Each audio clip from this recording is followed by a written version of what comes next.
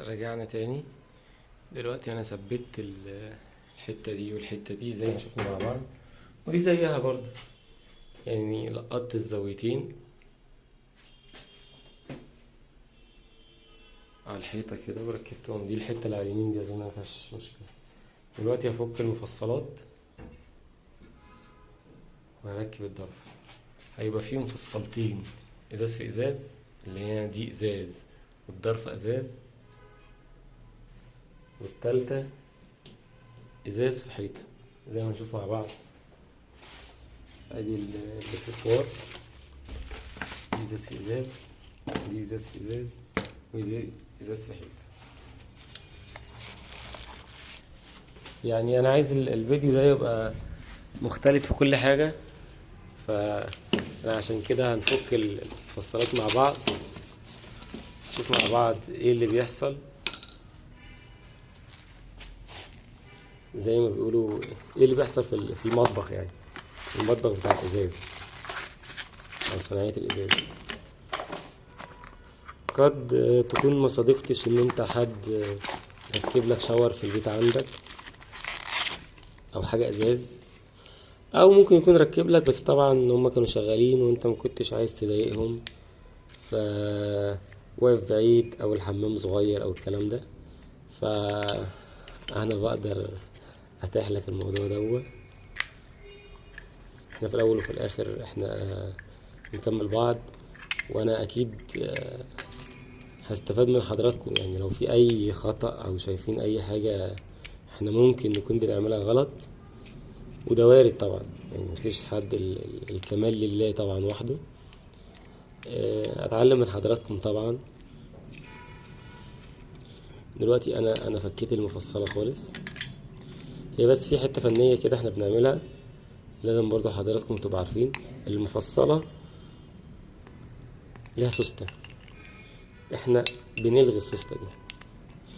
هيجي واحد يقول لك طب انت بتلغيها ليه؟ يعني انت ليه بتلغيها؟ هو لو ما كانش ليها فايدة طب الخواجة عملها ليه؟ لان الحاجات دي طبعا مستوردة. فاقول له مش دايما كل حاجة بيعملها الخواجة بتبقى يعني مظبوطة، ممكن احتياجها غير احتياجنا. احنا لما احنا بنركب الشاور بالسوستة دي الباب بيرزع جامد، بيقفل جامد، فبيسبب ان الضرف بتبقى محتاجة صيانات بطريقة دورية وتبوظ المفصلة. دي السوستتين اهم زي ما حضراتكم شايفين، دول ما بيأثروش في اي شيء في متانة الشاور، بل بالعكس. يعني انا حتى دايما لما بركب شغل للزبون، بس زبون جديد طبعا، يعني ايه، لان القديم فاهم النقطة دي، بقول له خلي بالك انا هلغي لك السوست. ممكن واحد يقول لي لا لا لا سيبهم، يعني خلاص هسيبهم، بس انا يعني انا ايه، بعمل معاه واجب هو ان انا بشيلهم له وما باخدهمش، انا بسيبهم له هو يعني، او انا برميهم، يعني انا مش بستفاد بيهم شيء. انا هوري حضراتكم الفرق اهي. بص حضراتكم اهي، اهي بتقفل وتفتح في منتهى السلاسة.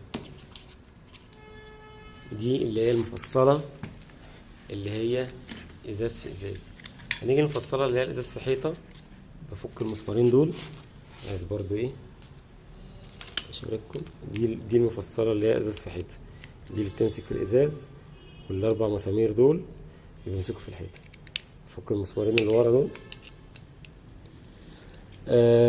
هيجي واحد يقول لي طب انا مثلا عندي في الشاور ما فكلوش السوست. اقول له وارد جدا، وارد جدا لسببين. قد يكون الصنايعي او الفني ما عندوش فكرة عن موضوع السوستة دي فايدتها ايه، او ان المفصلة فيها سوستة اصلا، او اضرارها ايه، وده وارد.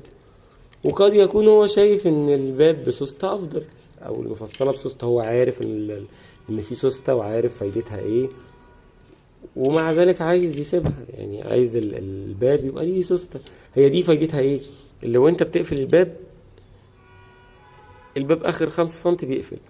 انما كده انا عملته زي الباب العادي، لا انت بتقفله بايدك وبتفتحه بايدك، ويعني الباب مش هيقفل لوحده، هو مش مكنه، بس يعني ايه، بتلاقي في سوسته كده اللي هي ايه، ميكانيزم كده بسيط. هي بصراحة بتدي سبيشال حلو، يعني بتدي احساس كده رائع وانت بتقفل الباب بالمفصلة، وهي الميكانيزم البسيط ده. بس صدقني يعني هي سوست حضراتكم اهي، برضو نفس الشكل ونفس اللون ونفس كل حاجة. صدقني الميكانيزم ده يعني حاجة لا تذكر، محدش يحس بيها قوي. ميكانيزم بسيط جدا، يعني انت بتتكلمي اخر 2 3 سنتي تلاقي الباب رد لوحده كده، يعني مش الفايدة اللي هي يعني. انما بص بقى للفوائد اللي انت لما بتشيل السوست دي، يعني الشاور اللي يركب من غير السوست دي ممكن يقعد 3 4 سنين ما يحتاجش صيانة. يعني انا مش عايز ابالغ اكتر من كده في عدد السنين عشان بس ما ابقاش مبالغ، بس اللي انا اقصده يعني هيقعد وقت طويل جدا ما يحتاجش صيانه، لان ده السوسته دي السبب الرئيسي في صيانه الشاورات. فانا عشان ميكانيزم بسيط حاجه 2 سم لا تذكر، آه تلاقي كل شويه الشاور كل شهرين كل 3 محتاج صيانه، كل شهرين كل 3 محتاج صيانه. ليه؟ السوسته بتهبد الباب، يعني الباب لما بيبقى بسوسته بيحصل ايه حضراتكم؟ دي المفصله اللي هي التالتة ازاز في ازاز. الشاور لما بيبقى فيه سوسته بيهبد، يعني بيقفل دب كده. يعني تيجي المفصله دي اللي هي الجزء دي اهي، بص حضرتك اهي، شايفه الهبده دي اهي؟ الهبده دي بتعمل ايه؟ بتخلي الشاور كله يتهز. فلما الشاور كله بيتهز بيحصل ايه؟ الشاور كله عبارة عن مسامير وتربيط، زي ما احنا شفنا الزوايا والمفصلات كلها تربيط في بعض، فبتحصل تهوية للشاور نفسه. فبالتالي بعد شهر او 2 او حتى 6 اشهر بيكون الشاور نفسه لخلع، يعني زي ما بنقوله كده بالمصري، يعني بقى متهوي. فين العفشه بتاعت العربيه كده لما بتبقى متهويه تلاقي فيه صوت تزييق وصوت مش عارف ايه؟ هو بالظبط الشاور هو ده اللي بيحصل. انما انا لو شلت السوستتين دول فانا في فوائد جامه، يعني فوائد كتيره جدا هتجيلنا مع الغاء السوستتين دول. وبعدين موضوع السوستتين دول يعني ما جاش من فراغ، يعني احنا قفلنا مش عايز اقول الاف الشاورات، بس هقول مئات الشاورات. ركبنا شاورات ياما بسوست وركبنا شاورات ياما من غير سوست. الشاورات اللي هي بسوست يعني بديهيا بتريح، ادي السوستين هم برضو بديهيا بتريح.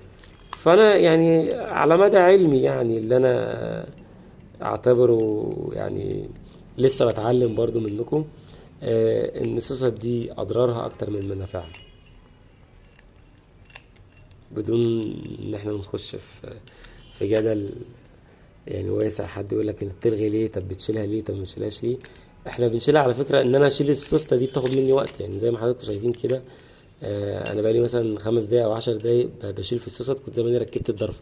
بس هي الفكره مش في كده، لا يعني انا لو مكنتش شايفها ومقتنع 100% ان السوست دي حاجه مضره، ما اعتقدش يعني ان انا هضيع وقت في ان انا اعمل حاجه تافهه زي دي يعني. بس بص حضراتكم في نقطه تانية، شايفين كده الجزء ده اللي بيركب في الباب، وده في الثابت، الثابت في الثابت والمتحرك في المتحرك. بحط جوانين، ده اسمه جوان، بحط 2 من هنا و2 هنا، تمام. والناحية التانية لما اجي بربط بحط 1، يعني انا بحط 2 من ناحية و1 الناحية التانية من الازاز. هنشوف مع بعض يعني. باخد مسمارين